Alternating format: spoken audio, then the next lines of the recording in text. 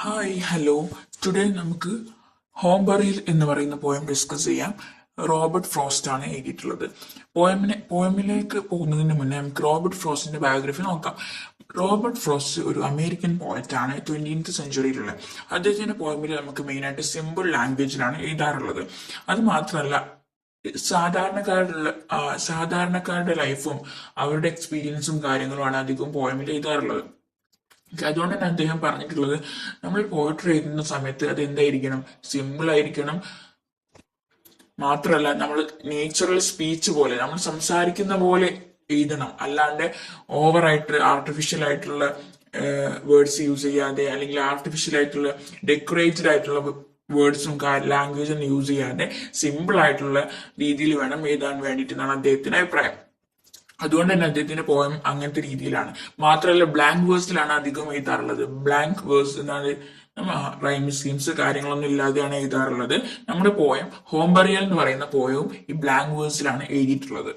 Okay, ഇതൊരു dialogue ഫോമിലാണ്, അതായത് രണ്ട് ആൾക്കാർ സംസാരിക്കുന്ന രീതിയിലുള്ള ഒരു ഫോമിലാണ് ഈ ഒരു പോയം എഴുതിയിട്ടുള്ളത്. നമ്മൾ ഈ പോയമിലേക്ക് കിടക്കുന്ന സമയത്ത് നമുക്ക് കാണാൻ പറ്റും, ഒരു ഹസ്ബൻഡും വൈഫും അവരുടെ കുട്ടി എന്താക്കിയിട്ടുണ്ട്, മരിച്ചു പോയിട്ടുണ്ട്.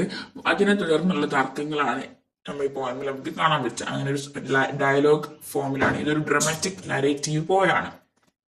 അപ്പൊ നമ്മൾ ഈ ഒരു പോയം തുടങ്ങുന്ന സമയത്ത് ഈ ഹസ്ബൻഡും വൈഫും അവരുടെ വീട്ടിലാണുള്ളത്. വൈഫ് എന്ത് ചെയ്യാണ്, അവിടെ സ്റ്റെയർ കേസിന്റെ അടുത്ത് ഇങ്ങനെ നിൽക്കുകയാണ്. എന്നിട്ട് വിൻഡോ കൂടെ പുറത്തേക്ക് നോക്കിക്കൊണ്ട് നിൽക്കുകയാണ്. ഹസ്ബൻഡ് വന്നിട്ട് ചോദിക്കുകയാണ്, നീ എന്താണ് എപ്പോഴും ഇങ്ങനെ പുറത്തോട്ട് നോക്കിക്കൊണ്ടിരിക്കുന്നത്? നീ എപ്പം വന്നാലും നീ ഇവിടെ ഇങ്ങനെ ഈ വിൻഡോന്റെ അടുത്തിട്ട് പുറത്തേക്ക് നോക്കലാണല്ലോ നിന്റെ പതിവ്. എന്താണ് നീ ഇങ്ങനെ നോക്കുന്നത്? മാത്രമല്ല, വൈഫ് ഭയങ്കര വിഷമിച്ചാണ് നോക്കുന്നത്. അങ്ങനെ ഹസ്ബൻഡ് നോക്കിയ സമയത്ത് കാണുകയാണ് എന്ത്, ഫാമിലി ഗ്രേവ് യാർഡിലേക്കാണ് നോക്കുന്നത്. അപ്പൊ ഹസ്ബൻഡ് പറയും, നീ ഫാമിലി ഗ്രേവ് യാർഡിലെ നോക്കാറുള്ളത്? എനിക്ക് അറിയില്ലായിരുന്നു ഇവിടുന്ന് നോക്കിയാൽ അത് കാണുമെന്ന്. പക്ഷെ നീ നോക്കുന്നത് ഫാമിലി ഗ്രേവ് യാർഡ് അല്ലാന്ന് എനിക്ക് നന്നായിട്ട് അറിയാം. നീ എന്താണ് നോക്കുന്നത്? നമ്മുടെ കുട്ടീനെ ബെറി ചെയ്ത സ്ഥലം അവിടെ അല്ലേ? നീ അങ്ങോട്ട് നമ്മുടെ കുട്ടീന്റെ ബെറിയിലല്ലേ നോക്കിക്കൊണ്ട് നിൽക്കുന്നത്? ഐ മീൻ, നമ്മുടെ കുട്ടീന്റെ ആ ഒരു ബെറി ചെയ്ത സ്ഥലത്തേക്കല്ലേ നോക്കിക്കൊണ്ട് നിൽക്കുന്നതെന്ന് പറയും. പക്ഷെ വൈഫ് ഉത്തരവൊന്നും പറയുന്നില്ല. വൈഫിന് ഭയങ്കര വിഷമമുണ്ട്. അങ്ങനെ വൈഫ് ഇങ്ങനെ ദേഷ്യത്തിലാണ് നിൽക്കുന്നത്. ഇവനും ഹസ്ബൻഡ് വന്ന് സംസാരിക്കുന്ന സമയത്ത് വൈഫ് ഭയങ്കര ദേഷ്യമാണ്, ഫ്രസ്ട്രേഷനാണ്. അപ്പോൾ വൈഫ് ഹസ്ബൻഡിനോട് പറയും, നിങ്ങൾക്ക് എങ്ങനെ ഹൃദയമില്ലാതെ സംസാരിക്കാൻ പറ്റുന്നു? നിങ്ങൾ നമ്മുടെ കുട്ടി മരിച്ച കാര്യങ്ങളൊക്കെ നിങ്ങൾ എത്രത്തോളം കാമായിട്ടാണ് നിങ്ങൾ സംസാരിക്കുന്നത്. മാത്രമല്ല, നിങ്ങളുടെ കൈകൾ കൊണ്ടാണ് ആ കുഴി കുഴിച്ചത്. മകനോ മകളോ ചൈൽഡാണ്, അറിയില്ല നമുക്ക്, മകനാണോ മകളാണോ എന്ന് അവിടെ മെൻഷൻ ചെയ്യുന്നില്ല. ആ കുട്ടിയെ നിങ്ങളുടെ കൈകൾ കൊണ്ടാണ് നിങ്ങൾ ആ ഒരു കുഴി കുഴിച്ചിട്ടുള്ളത്. എന്നിട്ട് നിങ്ങൾ ഡെയിലി ലൈഫിലേക്ക് വന്ന് ഒന്നും അറിയാത്ത പോലെ സംസാരിക്കുന്നു. അപ്പൊ ഇതിലൂടെ വൈഫിന് മനസ്സിലാകുന്ന കാര്യം എന്ന് പറഞ്ഞാല്, ഹസ്ബൻഡ് ഈ കുട്ടിനെ സ്നേഹിക്കുന്നില്ല എന്നാണ് വൈഫ് വിശ്വസിക്കുന്നത്. കാരണം ഹസ്ബൻഡിന് വിഷമമില്ല, ഹസ്ബൻഡ് സാധാരണ കാര്യങ്ങൾ, നോർമൽ കാര്യങ്ങൾ ചെയ്യുന്നു. മാത്രമല്ല, കുട്ടീനെ ശവമെടുക്കാനുള്ള ആ ഒരു കുഴി പോലും ഹസ്ബൻഡാണ് കുഴിച്ചത്. അപ്പൊ ഇതൊക്കെ കാണുന്ന സമയത്ത് വൈഫിന് ഭയങ്കര ഫ്രസ്ട്രേഷൻ ആണ്. വൈഫ് എന്താണ് പറയാൻ, നമ്മുടെ കുട്ടീനെ സ്നേഹമില്ല, നിങ്ങൾക്ക് ഒരു വിഷമവും ഇല്ല എന്നാണ് പറയുന്നത്. അപ്പൊ ഹസ്ബൻഡ് പറയാണ്, എനിക്ക് ഡിഫെൻഡ് ചെയ്തിട്ട് പറയാണ്, എനിക്ക് ഓരോ ആൾക്കാർക്കും ഡിഫറെന്റ് രീതിയിലുള്ള വിഷമങ്ങളായിരിക്കും ഉണ്ടാവുക. ഓരോ ആൾക്കാരും ഡിഫറെന്റ് ആയിട്ടായിരിക്കും വിഷമം പ്രകടിപ്പിക്കുന്നത്. മാത്രമല്ല, നമ്മൾ ആ വിഷമിച്ചിരിക്കുകയാണെന്നുണ്ടെങ്കിൽ നമ്മൾ അങ്ങനെ ഇരിക്കത്തേ ഉള്ളൂ, ലൈഫും മുന്നോട്ടേക്ക് പോയോണ്ടിരിക്കും. എനിക്കും വിഷമമുണ്ട്, പക്ഷെ ഞാൻ അതിനെ കൺട്രോൾ ചെയ്തിട്ട് ഞാൻ എൻ്റെ ലൈഫിനെ മുന്നോട്ട് കൊണ്ടുപോയോണ്ടിരിക്കുകയാണെന്നാണ് ഹസ്ബൻഡ് പറയുന്നത്.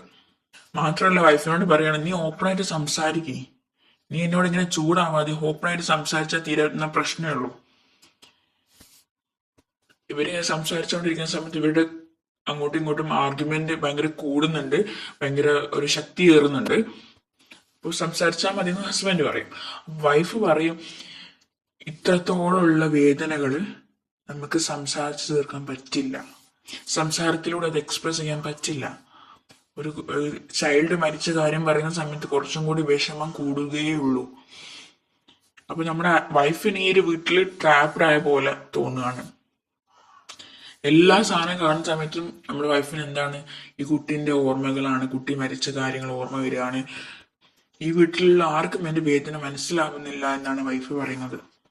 ഇതിന്റെ ഇടയിൽ വൈഫ് പുറത്തേക്ക് പോകാൻ നോക്കുന്നുണ്ട്. ഹസ്ബൻഡ് പിടിച്ചു വെക്കുകയാണ്, നീ ഇങ്ങനെ പോവല്ലേ എന്ന് പറഞ്ഞിട്ട് ഹസ്ബൻഡ് ഇങ്ങനെ അവളെ കൺട്രോൾ ചെയ്യുന്നതാണ്. നമുക്ക് മനസ്സിലാക്കാം ഇവളിങ്ങനെ ദേഷ്യമൊക്കെ വരുന്ന സമയത്ത് ഇവള് എങ്ങോട്ടോ ആരോ കാണാൻ പോവാറുണ്ട്. പക്ഷെ നമുക്ക് അറിയില്ല ആരാണ് കാണാൻ പോകുന്നത് എന്നുള്ള കാര്യം നമുക്ക് അറിയില്ല. അങ്ങനെ നമ്മുടെ പോയമിന്റെ ഫൈനൽ പാർട്ടിലേക്ക് വരുന്ന സമയത്ത് വൈഫ് എന്താണ്, അവള് വീട് വിട്ട് പോകാൻ തീരുമാനിക്കുകയാണ്. അങ്ങനെ അവള് ഡോറിന്റെ അടുത്തേക്ക് പോകുന്നു. ഞാൻ എവിടേക്കെങ്കിലും പോവുകയാണ്, അവർക്കെങ്കിലും എന്റെ വേദന മനസ്സിലാവുമല്ലോ എന്ന് പറഞ്ഞിട്ടാണ് പറയുന്നത്. ഹസ്ബൻഡ് അവളെ സ്റ്റോപ്പ് ചെയ്യാൻ ശ്രമിക്കുന്നുണ്ട്. അവളെ ആമി എന്നാണ് ഹസ്ബൻഡ് വിളിക്കുന്നത്. അവളുടെ പേര് ആമി എന്നാണ്. ഹസ്ബൻഡിന്റെ പേരൊന്നും ഇവിടെ മെൻഷൻ ആക്കുന്നില്ല. കുട്ടീന്റെ പേരോ കാര്യങ്ങൾ ഡീറ്റെയിൽസ് ഒന്നും നമുക്കറിയില്ല. ഹസ്ബൻഡ് പറഞ്ഞു, നീ എവിടേക്കാണ് പോകുന്നത് എന്നോട് പറ. അങ്ങനെ ഈ പോയം അവസാനിക്കുന്നത് ഇവര് അങ്ങോട്ടും ഇങ്ങോട്ടും പ്രശ്നം പറഞ്ഞു തീർക്കുന്നില്ല. വൈഫിന് പോയേ പറ്റുന്നുള്ളൂ എന്നാണ്. ഹസ്ബൻഡ് പോകരുതെന്ന് പറഞ്ഞ് പിടിച്ചു നിർത്തുകയാണ്. ഇതാണ് നമ്മുടെ പോയം ഹോം ബറിയൽ. ഓക്കെ, നമ്മൾ ഒരിക്കലും എക്സാമിന് എഴുതുന്ന സമയത്ത് നമ്മൾ സമ്മറി മനസ്സിലാക്കി ജസ്റ്റ് ഒന്ന് എന്താണെന്നുള്ളൊരു ഐഡിയ മനസ്സിലാക്കുക എന്നല്ലാതെ സമ്മറി പഠിച്ച് എഴുതിയിട്ട് നമുക്ക് മാർക്ക് സ്കോർ ചെയ്യാൻ പറ്റില്ല, അധികം മാർക്ക് സ്കോർ ചെയ്യാൻ പറ്റില്ല. അപ്പൊ നമ്മൾ എന്താവണം, നമ്മൾ അതിന്റെ തീംസും കാര്യങ്ങളും അനാലിസിസ് ഒരു ക്രിട്ടിക്കൽ രീതിയിലാണ് നമ്മൾ എക്സാം എഴുതേണ്ടത്. അപ്പൊ നമുക്ക് ഇതിന്റെ തീംസ് ഡിസ്കസ് ചെയ്യാം. ഒന്നാമത്തെ തീം എന്ന് പറയുന്നത് ഇവരുടെ വിഷമത്തിന്റെ ഈ ഗ്രീഫ് രണ്ട് രീതിയിലാണ്. ഹസ്ബൻഡും വൈഫും രണ്ടാളും എന്താണ്, പാരന്റ്സ് ആണ്. അവർക്ക് രണ്ടുപേർക്കും വിഷമമുണ്ട്.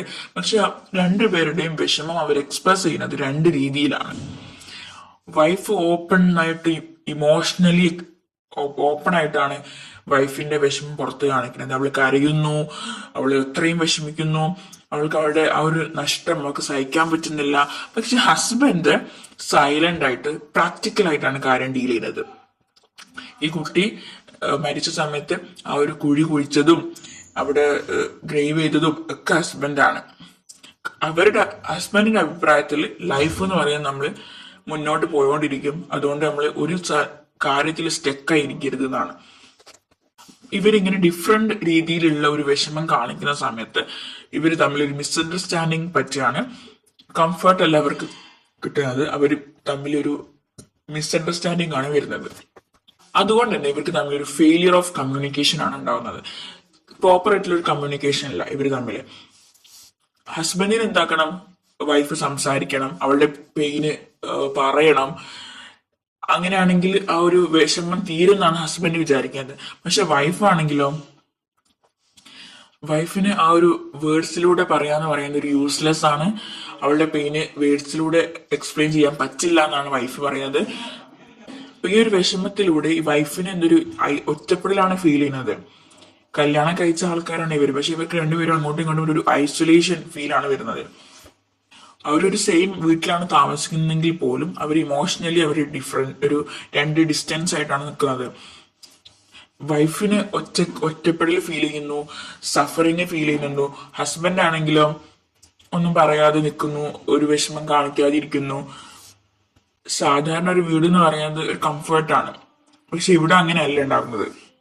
പിന്നെ ഇതിലൂടെ നമുക്ക് മനസ്സിലാക്കാൻ പറ്റുന്നത് ഈ ട്രഡീഷണൽ ജെൻഡർ റോൾസ് നമുക്ക് ഇതിൽ ഒരു മെയിൻ ആയിട്ടാണ് കാണുന്നുണ്ട്. സോഷ്യലി എല്ലാവരും പറയുന്നത് എന്താണ്, മാൻ എന്ന് പറയുന്നത് ഭയങ്കര സ്ട്രോങ് ആയിരിക്കണം, സൈലന്റ് ആയിരിക്കണം. നേരെ മറിച്ച് അതേസമയം വുമൺ എന്ന് പറയുന്നത് എപ്പോഴും ഇമോഷണൽ ആയിരിക്കണം. അങ്ങനെയാണ് ആൾക്കാരുടെ ഒരു പോയിന്റ് ഓഫ് വ്യൂ എന്ന് പറയുന്നത്. അങ്ങനെ സോഷ്യൽ എക്സ്പെക്ടേഷൻസ് മെയിൻറ്റെയിൻ ചെയ്യണം എന്നുള്ളൊരു ചിന്താഗതി കൊണ്ട് തന്നെ ഹസ്ബൻഡ് എന്ത് ചെയ്യുന്നു, അയാളുടെ വിഷമം ചിലപ്പോൾ കൺട്രോൾ ചെയ്യുന്നതായിരിക്കാം. വൈഫ് ഭയങ്കര ഇമോഷണൽ പുറത്ത് കാണിക്കുന്നതായിരിക്കാം. പിന്നെ എസ്കേപ്പ് വേഴ്സസ് എൻഡുറൻസ് എന്ന് പറയുന്ന വേറൊരു തീം നമുക്ക് കാണാൻ പറ്റും. വൈഫിന് ഈ വീട്ടിൽ നിന്ന് എങ്ങനെയെങ്കിലും വിഷമത്തിൽ നിന്നും എങ്ങനെയെങ്കിലും ഒന്ന് എസ്കേപ്പ് ചെയ്യണം. ഹസ്ബൻഡ് ആണെങ്കിലും നമ്മൾ പെയിനൊക്കെ സഹിച്ച് നമ്മൾ ലൈഫ് മുന്നോട്ട് കൊണ്ടുപോവുക എന്നുള്ള ചിന്താഗതിയാണ്. അപ്പൊ ഇതാണ് മെയിനായിട്ട് ഈ ഒരു പോയമിൽ പറയാനുള്ളത്. മാത്രമല്ല നമ്മുടെ ഈ ഹെഡ്ലൈൻ, നമ്മുടെ ടൈറ്റിലിന് രണ്ട് സിഗ്നിഫിക്കൻസ് ഉണ്ട്. ഒന്ന് ഹോം ബറിയൽ എന്ന് പറയുന്ന സമയത്ത് യെസ് ഓഫ് കോഴ്സ് ആ ഒരു ചൈൽഡിന്റെ ഹോം ബറിയൽ നമുക്ക് പറയാം. രണ്ടാമത്തത് ഇവരുടെ മാരേജിലും ഒരു ബറിയൽ സംഭവിക്കുകയാണ്. ഇവരുടെ മാരേജും ഒരു മരണപ്പെട്ടു എന്ന് നമുക്ക് പറയാം. അവർ പ്രോപ്പർ കമ്മ്യൂണിക്കേഷൻ ഇല്ലാതെ അവർ തമ്മിലുള്ള ഒരു ഡിസ്റ്റൻസ് കാരണം മാരേജും നമുക്ക് ഈ ഒരു ടൈറ്റിലിന് സിമ്പിൾ ആയിട്ട് നമുക്ക് കൊടുക്കാം. So that's all about the poem Home Burial written by Robert Frost. നമുക്ക് കൂടുതലായിട്ടുള്ള ഇങ്ങനത്തെ സിമ്പിൾ ആയിട്ട് ഉള്ള ക്ലാസ്സസ് കാണുന്നുണ്ടെങ്കിൽ നിങ്ങൾ ചാനൽ സബ്സ്ക്രൈബ് ചെയ്യുക. നിങ്ങളുടെ അഭിപ്രായം ഷെയർ ചെയ്യുക. മാത്രമല്ല നിങ്ങൾക്ക് ഈ ഒരു വൈഫിന്റെ ഭാഗത്താണോ നിങ്ങളുടെ ഹസ്ബൻഡിന്റെ ഭാഗത്താണോ എന്നുള്ളതൊന്ന് കമന്റ് ചെയ്യുക. കാരണം ചില ആൾക്കാർ അങ്ങനെയായിരിക്കും, വൈഫിന്റെ ഭാഗത്തായിരിക്കും, അവർക്ക് ചില ന്യായങ്ങൾ പറയാനുണ്ടാവും. ചില ആൾക്കാർക്ക് ഹസ്ബൻഡിന്റെ ഭാഗത്തായിരിക്കും, അവർക്ക് ചില ന്യായങ്ങൾ പറയാനുണ്ടാവും. ഇത് ഡിബേറ്റ് ചെയ്യാൻ പറ്റിയ ഒരു ടോപ്പിക്കാണ്. അപ്പോൾ അത് നിങ്ങൾ പറയാം. പിന്നെ ലൈക്ക് ചെയ്യുക, നിങ്ങളുടെ ഫ്രണ്ട്സിനൊക്കെ ഷെയർ ചെയ്യുക. Okay, thank you for watching.